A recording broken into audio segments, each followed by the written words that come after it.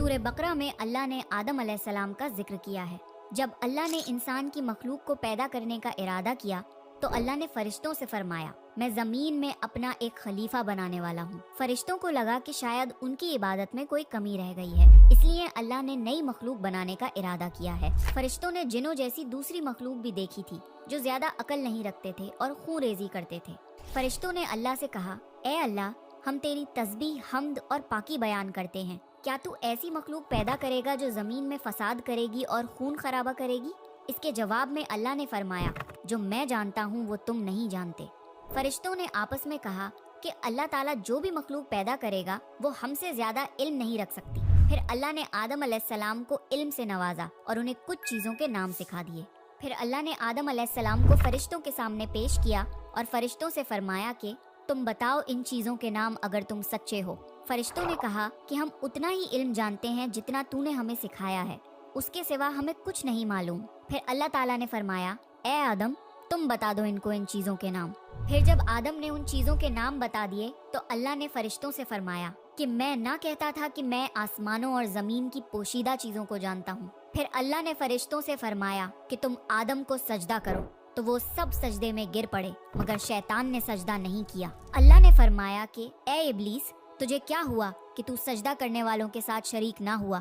شیطان نے تکبر میں کہا کہ میں ایسا نہیں ہوں کہ انسان کو سجدہ کروں جسے تو نے کھنکھناتے ہوئے سڑے ہوئے گارے کی مٹی سے بنایا ہے۔ میں اس سے بہتر ہوں، تو نے مجھے آگ سے پیدا کیا اور اسے مٹی سے پیدا کیا ہے۔ اللہ نے شیطان سے فرمایا، یہاں سے نکل جا، تو مردود ہے اور تجھ پر قیامت کے دن تک لعنت برسے گی۔ شیطان نے کہا، مجھے قیامت تک مہلت دے۔ اللہ نے فرمایا کہ تجھ کو مہلت ہے۔ شیطان نے اللہ سے کہا کہ تو نے مجھے گمراہ کیا ہے، میں قسم کھاتا ہوں کہ میں انسان کی سیدھی راہ پر بیٹھوں گا، پھر میں ان پر حملہ کروں گا، ان کے آگے سے بھی، پیچھے سے بھی، دائیں سے بھی اور بائیں سے بھی، اور ان میں سے اکثر کو تو شکر گزار نہیں پائے گا۔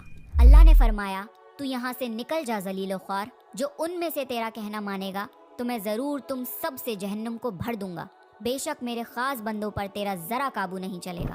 جنت کی ساری نعمتوں کے باوجود آدم علیہ السلام جنت میں اکیلا محسوس کرتے تھے۔ پھر اللہ نے حوا علیہ السلام کو بنایا تاکہ آدم علیہ السلام ان سے سکون پا سکیں۔ اللہ نے فرمایا، اے آدم، تم اور تمہاری بیوی جنت میں رہو، پھر جس جگہ سے چاہو تم دونوں کھاؤ، لیکن اس درخت کے پاس مت جانا ورنہ تم ظالموں میں سے ہو جاؤ گے۔ پھر شیطان نے ان دونوں کے دل میں وسوسہ ڈالا اور کہنے لگا، تمہارے رب نے تم دونوں کو اس درخت سے اس لیے منع کیا تھا کہ تم کہیں فرشتے نہ بن جاؤ یا کہیں ہمیشہ زندہ رہنے والوں میں نہ ہو جاؤ۔ اور شیطان نے قسمیں تک کھا لیں کہ وہ ان کا خیر خواہ ہے، پس مردود نے دھوکہ دے کر ان کو درخت کی طرف کھینچ ہی لیا۔ جب حضرت آدم اور حوا علیہ السلام نے درخت کے پھل کو کھا لیا تو ان کے سطر کی چیزیں کھل گئیں اور وہ درختوں کے پتوں کو توڑ توڑ کر اپنے اوپر چپکانے لگے اور سطر چھپانے لگے۔ پھر اللہ نے ان کو پکارا اور فرمایا، کیا میں تم دونوں کو اس درخت سے منع نہ کر چکا تھا اور یہ نہ کہہ چکا تھا کہ شیطان تمہارا کھلا دشمن ہے؟ حضرت آدم اور حوا علیہ السلام نے کہا کہ اے ہمارے رب، ہم نے اپنے اوپر ظلم کیا، اور اگر آپ ہمیں نہ بخشیں گے اور ہم پہ رحم نہ فرمائیں گے تو پھر ہم تو ضرور تباہ ہو جائیں گے۔ اللہ نے فرمایا کہ تم سب جنت سے نیچے اتر جاؤ، اب سے تم ایک دوسرے کے دشمن ہو، اور تمہارے لیے زمین پر رہنے کی جگہ ہے اور ایک مدت تک نفع حاصل کرنا۔ اب تم کو وہیں زندگی گزارنی ہے اور وہیں مرنا ہے اور وہیں پھر سے پیدا ہونا ہے۔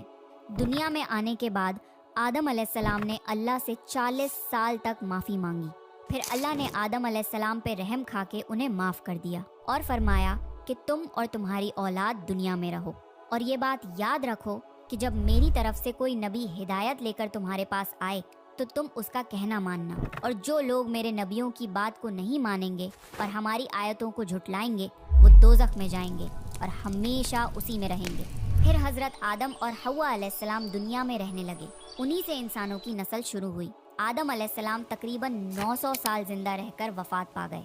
قرآن کے اس واقعے سے ہمیں یہ ہدایت ملتی ہے کہ جب شیطان نے غلطی کی تو اس نے معافی مانگنے کی بجائے تکبر کیا اور اللہ کو ہی اپنی گمراہی کا الزام دیا۔ پر جب آدم علیہ السلام سے غلطی ہوئی تو انہوں نے اپنی غلطی مانی اور فوراً توبہ کری، اور تب تک معافی مانگتے رہے جب تک اللہ کو راضی نہ کر لیا۔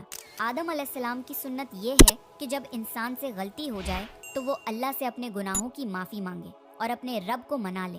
بے شک اللہ بہت معاف کرنے والا، بڑا مہربان ہے۔